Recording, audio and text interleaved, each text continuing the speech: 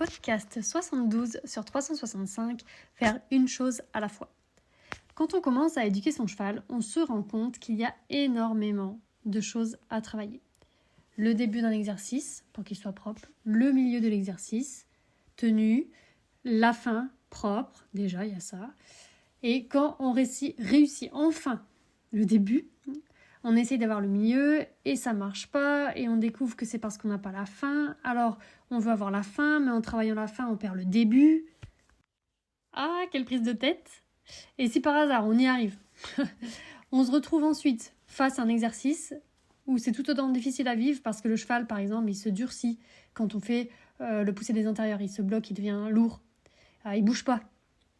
On se dit qu'on préférait encore quand le cheval il fuyait, quand il bougeait un peu n'importe comment, parce que là au moins, même si on n'avait pas la fin, là tout est dur comme un caillou.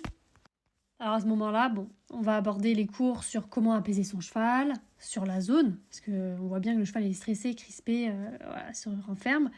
On va aussi travailler nous-mêmes sur notre savoir-être. On fait l'instant présent, on apprend à balancer le cheval, mais en le balançant, il se calme pas et il avance. Ah, c'est compliqué quoi. Donc oui, les débuts dans l'éducation, c'est pas évident. Donc voici ce que je te conseille. Et je me permets de te le conseiller car c'est un conseil que je me donne à moi-même. Fais une chose à la fois et fais-le bien. Je lisais un livre hier que j'ai avalé en 2 jours, passionnant. Et je me disais en lisant ce livre que j'avais ça à travailler sur moi. Et ça me paraissait tellement compliqué. Alors je me suis dit, je vais faire une seule chose à la fois. Et quand j'aurai maîtrisé, donc là par exemple dans le livre c'était l'art de séparer les tâches, donc il y a un des points que j'ai à travailler, je passerai à l'autre chose que j'ai à travailler. Je vais donc mettre mon focus sur ça et seulement ça. Et oui, tout ne sera pas fluide parce qu'il va me manquer des éléments. Mais au moins, je vais avancer déjà sur ce thème de partage de tâches. Donc par exemple, pour le début, milieu, fin des exercices. Personnellement, ce que je fais, c'est que j'apprends d'abord au cheval le début. Je veux un début propre. Donc quand je sens qu'il est passé en acceptation, dans le début, seulement après je fais la suite. Donc milieu et fin. Donc concrètement, comment ça se passe ? Je demande à mon cheval de pousser ses épaules par exemple. Il les pousse car j'ai mon début.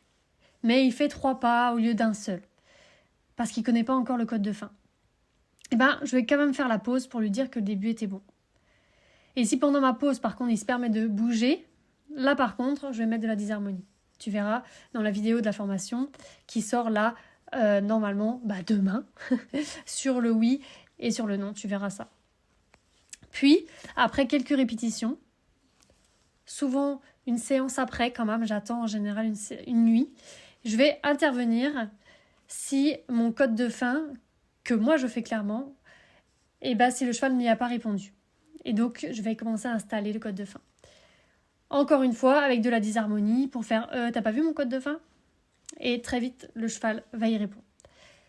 J'espère que ce podcast aura pu t'aider. Personnellement, c'est très aidant pour moi, pour évoluer, car plus on évolue, plus on voit qu'on ne sait pas grand-chose et on voit tout ce qu'on a à apprendre et tout ce qu'on ne connaît pas. Alors, plutôt que de rester dans l'ignorance, personnellement, j'apprends petit à petit. À demain!